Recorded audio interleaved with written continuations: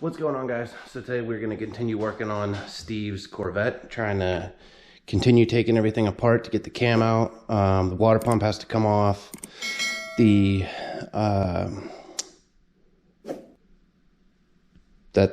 crank pulley still has to come off. The tool's still not going to be here till the 25th, so I'm probably not going to get that far, but I'm pretty sure we can at least get the water pump off, probably get the exhaust off, get the coil packs off, and then probably stop at that point. So I am going to probably jack this up a little higher so I can get underneath it to start taking off the starter or the exhaust, so I can get to the starter too, so I can put that little tool in that like grabs the flywheel teeth, and then it doesn't allow the crank to spin. So this definitely needs to go up in the air some more, so I'm gonna do that. And then, oh, Steve's bringing a table, so I can start laying stuff out on a table right here, which is gonna can't really work on my car, which is fine because I want to get this done before I continue working on this. So all right, guys, so I got the coil packs off, but I'm running into a problem with getting these those things are on there. So spark plug wires are like really stuck on there. One of them I got off, but it like ripped off. So the part that's getting stuck is this guy. So I mean, he's gonna replace the wires anyway, but it's just makes it a pain in the ass to get them off. So if any of you guys have suggestions on an easier way to get those off, I know it'll be done by the time, but maybe for anyone else doing this job that you can like help them out. So, but I'm gonna keep trying to get these wires off, and then the headers, and then the starter, and then the water pump, and then I'm gonna crack the valve covers loose. Probably not gonna take any of that stuff out today. So yeah.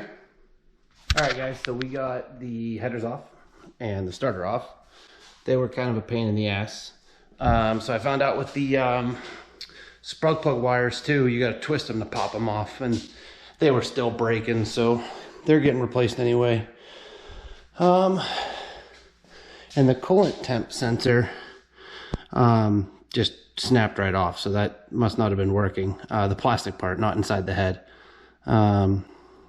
It was very fragile. I mean, I went to unplug it and it popped off.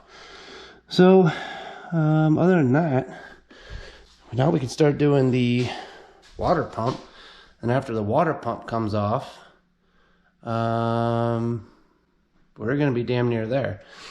The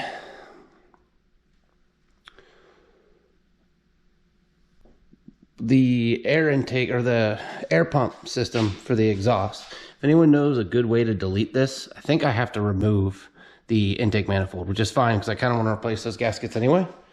So but yeah, if anyone knows an easy way to remove that or what, because the headers that come with this do not have the air pump plugs.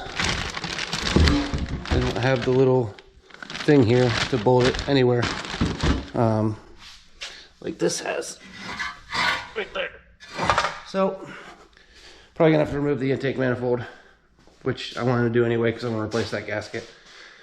But yeah, I'm gonna get the water pump removed and I'll be right back. All right, guys, so we got the headers off and the starter off. They were kind of a pain in the ass.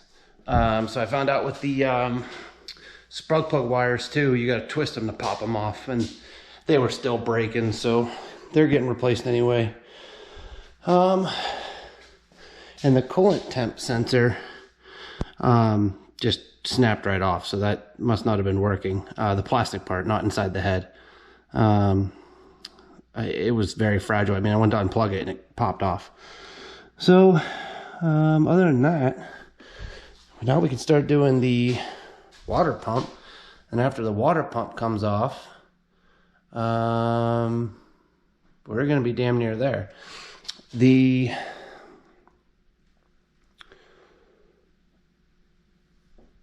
the air intake or the air pump system for the exhaust. If anyone knows a good way to delete this, I think I have to remove the intake manifold, which is fine because I kind of want to replace those gaskets anyway. So, but yeah, if anyone knows an easy way to remove that or what, because the headers that come with this do not have the air pump plugs. They don't have the little thing here to bolt it anywhere, like this has right there. So probably gonna have to remove the intake manifold, which I wanted to do anyway because I want to replace that gasket. But yeah, I'm gonna get the water pump removed and I'll be right back. All right guys, so we got the water pump off. So the water pump's off now. And we had a mangled tranny line. You guys would have saw that in the video that my GoPro decided to delete. So you can see how the threads are mangled. This is the top line that goes into the upper part of the radiator, and it was just completely mangled. So yeah, so I had to get that line off, which is actually pretty easy.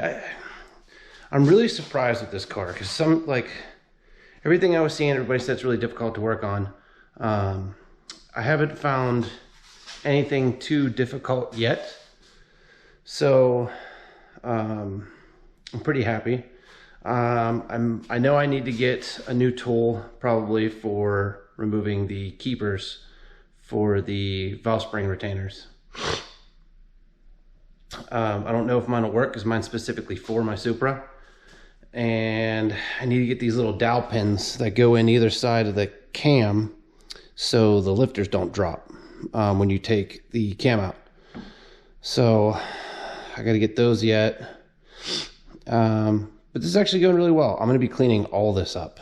This car is disgusting. I will be cleaning this all up.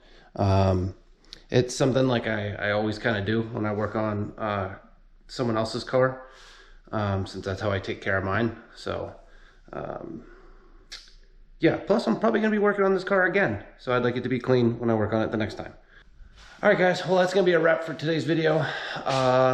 Next video I will be pulling off the flywheel and getting the cam out, all that fun stuff. So that video is gonna be pulling out the cam and putting it back in all at the same time. That'll probably hopefully be next weekend, and then I'm gonna be probably taking a break before I start putting this thing back together. So that is going to be it. Appreciate you guys tuning in.